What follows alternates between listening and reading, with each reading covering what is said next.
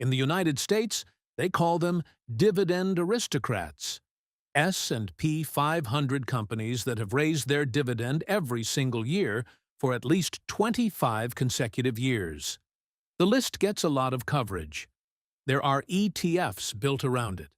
Financial media writes about it constantly. What gets far less coverage is that Canada has its own version of this club, and some of the names on the Canadian list have streaks that genuinely stop you in your tracks when you see the numbers. Fortis, 52 consecutive years of dividend increases. Canadian Utilities, also 52 years. These are not recent achievements. These companies have raised their dividend every single year since 1974. To put that in context, that streak started before personal computers existed, before the internet existed, before most of the people watching this video were born. They raised the dividend through the stagflation of the 1970s, the deep recession of the early 1980s, Black Monday, the dot-com collapse, 9/11, the 2008 financial crisis, the 2015 oil price collapse, the COVID-19 pandemic, and the rate hike cycle of 2022 and 2023. Not a single year missed. Not one. This video covers what a Canadian dividend aristocrat actually is, why the streak is a more meaningful signal than most investors realize, which Canadian companies make the list, and what makes each one worth understanding, the yield-on-cost math that makes these names genuinely exciting for long-term investors, and the Canadian account structure that makes holding them as powerful as possible. The U.S. Dividend Aristocrats list is well known. 25 consecutive years of dividend increases, S&P 500 membership required. Canada's equivalent, maintained by S&P Dow Jones indices as the S&P/TSX Canadian Dividend Aristocrats Index uses a lower threshold of 5 consecutive years of dividend growth for index inclusion. But many Canadian companies far exceed that floor, with some reaching streaks that dwarf even the most impressive U.S. names. Why the Canadian list is structured differently and what that means. The Canadian market is smaller and more concentrated than the U.S., heavily weighted toward financials, energy, and utilities. This means there are fewer companies available to meet the higher U.S. threshold of 25-plus years, so the index uses a lower floor to maintain a diversified, investable basket. But the companies that do have multi-decade streaks, Fortis, Canadian Utilities, Enbridge, Toromont, are demonstrating something at least as impressive as their U.S. counterparts, given the challenging sector-specific events they have navigated. The key difference in business composition: many of Canada's longest streak aristocrats are regulated utilities, pipelines, and infrastructure companies. Businesses with government-approved returns on capital, contracted revenue, and structural barriers to competition. This is a fundamentally different category of business than many U.S. aristocrats, which include consumer staples companies, healthcare businesses, and industrials. The Canadian aristocrats' streaks are supported by regulatory frameworks that make their cash flows unusually predictable, arguably making a 25-year Canadian streak at least as meaningful as a 25-year U.S. streak in a less structurally protected sector. Why Canadian investors should prioritize this list. Canadian dividend stocks qualify for the eligible dividend tax credit in non-registered accounts and are entirely tax-free inside a TFSA. For a Canadian investor specifically, owning Canadian aristocrats inside a TFSA combines the structural business quality that the streak signals with the most tax-efficient vehicle available in Canada. A U.S. aristocrat held in a TFSA faces a 15% U.S. withholding tax on dividends. A Canadian aristocrat held in a TFSA faces 0. Here is the vault. The specific reason a long dividend streak is a more meaningful signal about a business than almost any other single metric, including the current payout ratio. A payout ratio is a snapshot. A streak is a track record through adversity. A company can show a comfortable 50% payout ratio in any single year. A company with a 30-year streak of dividend increases has demonstrated that payout sustainability across at minimum 3 complete economic cycles, through recessions, sector-specific stress events, rising interest rates, falling commodity prices, regulatory changes, and pandemic-level demand shocks. The single-year snapshot cannot tell you what the 30-year track record proves. Think about what Fortis's 52-year streak has actually been through. The stagflation of the 1970s, high inflation, energy crises, economic disruption. The recession of 1981 to 1982, the deepest Canadian recession in decades at that point. Black Monday in 1987, a single-day market crash of over 20%. The early 1990s recession. The dot-com collapse of 2000 to 2002. The 2008 to 2009 financial crisis, the most severe global financial shock since the Great Depression. The 2015 to 2016 oil price collapse, particularly relevant given Fortis's energy infrastructure exposure. The COVID-19 pandemic, an event that cut dividends at companies across nearly every sector. The 2022 to 2023 rate hike cycle, especially damaging to utility sector valuations. Through all of it, not a single year missed. Why this is structurally possible for a regulated utility?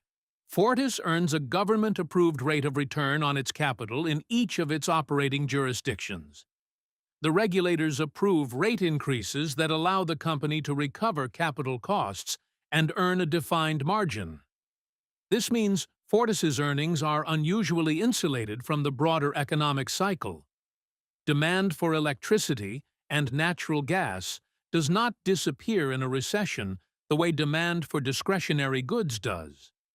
The regulatory framework essentially guarantees the cash flow that funds the dividend, which is why the streak has survived events that cut dividends at almost every other type of company. Why the streak matters specifically as an investor filter.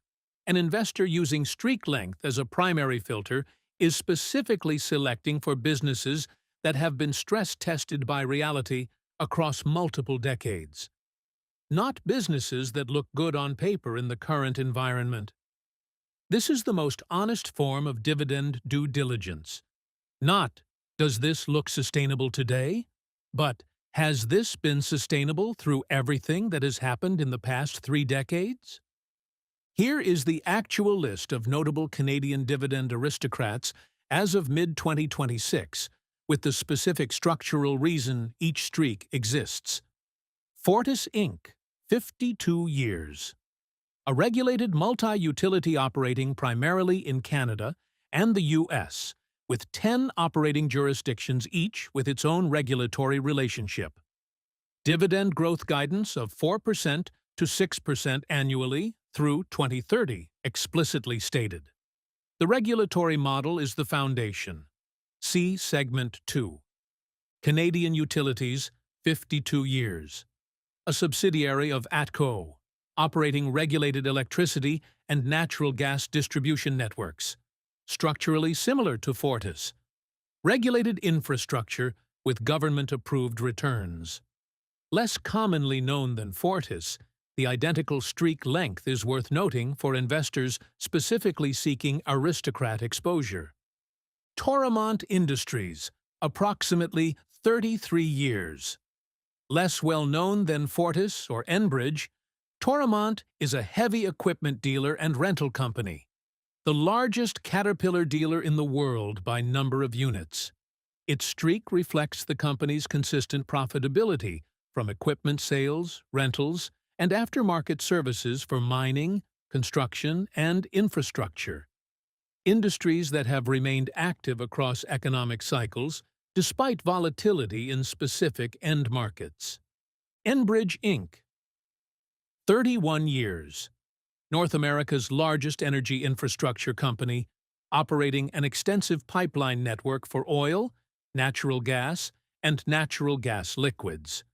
The streak has survived multiple energy price cycles specifically because Enbridge's revenue comes primarily from transportation fees, volume and fee-based, not commodity price-based. Covered in detail in this channel's dedicated Enbridge breakdown. ATCO Limited. Approximately 31 years. Parent company of Canadian Utilities, with additional exposure to modular structures, logistics, and workforce accommodations. The streak reflects the same regulated utility foundation as Canadian Utilities, plus the diversified industrial exposure of its non-utility businesses. Canadian National Railway. Approximately 28 years. Covered in this channel's dedicated CN breakdown, the 18,600-mile network connecting Canada's coasts to the U.S. Gulf, with an irreplaceable physical moat and consistent dividend growth supported by network pricing power and ongoing efficiency improvements. Alimentation Couche-Tard. Approximately 15 years, at a dramatically higher growth rate.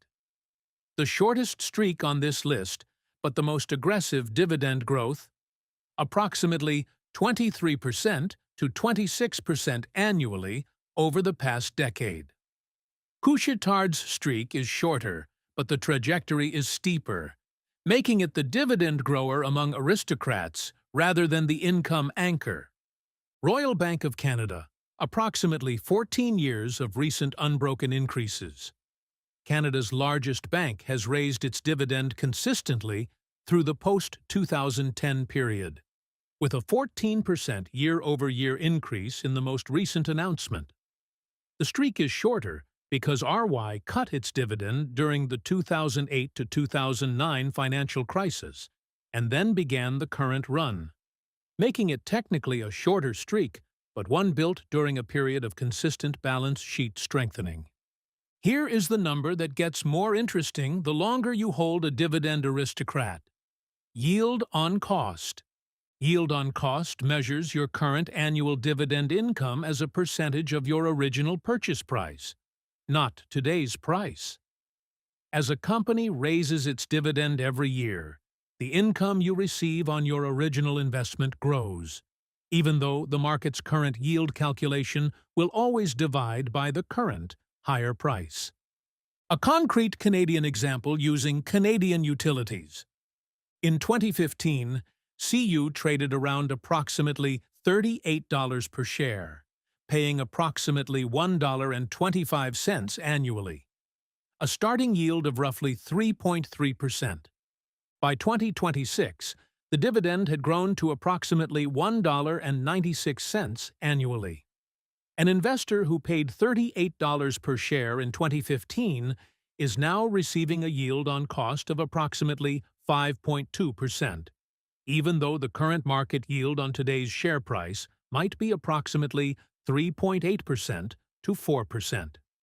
Their income on the original investment has grown more than 57% without adding a single dollar. The yield on cost table for a 3.5% starting yield at different dividend growth rates. Read the 7% per year row. A starting yield of 3.5% at 7% annual dividend growth reaches a yield on cost of 13.55% in 20 years. An investor who bought Enbridge or Fortis at 3.5% yield 20 years ago and held with DRIP is not receiving a 3.5% yield today on their original investment. They are receiving something substantially higher on an original cost basis that has not changed. The practical implication for how you evaluate aristocrats. The current yield is the starting point of the analysis, not the ending point. The investor who dismisses a 3% yield as not enough income is making the mistake of evaluating a 20-year compounding position by its day-one income, when the actual return from that position, held with patience and drip, is the cumulative, growing yield on cost over the full horizon. Why selling too early specifically destroys this value.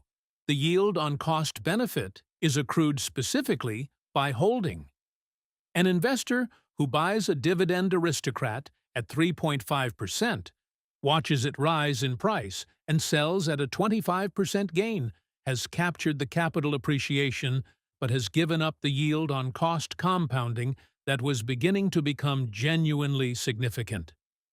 The most common mistake in aristocrat investing is selling the compounders and holding the cutters, the exact opposite of optimal.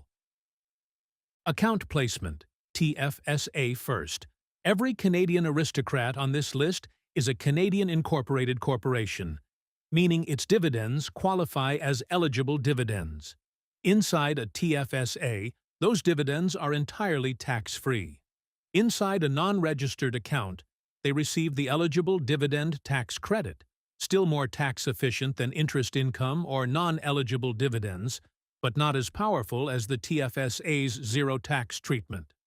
DRIP inside a TFSA means every reinvested dividend purchases more shares tax-free, generating more tax-free dividends in the next cycle. How to actually build the portfolio. A suggested framework. Start with the income anchors. Fortis, Canadian Utilities, Enbridge, for their combination of yield, streak length, and structural predictability. Add the growth layer. CN Railway, Couche-Tard, for the yield on cost compounding covered in Segment 4. Royal Bank occupies the middle ground, providing both reasonable current yield and a strong recent growth track record. Position sizing at 10% to 15% per name. No single sector above 30% to 35%. DRIP on everything from day one. The yield on cost numbers in Segment 4 assume full reinvestment.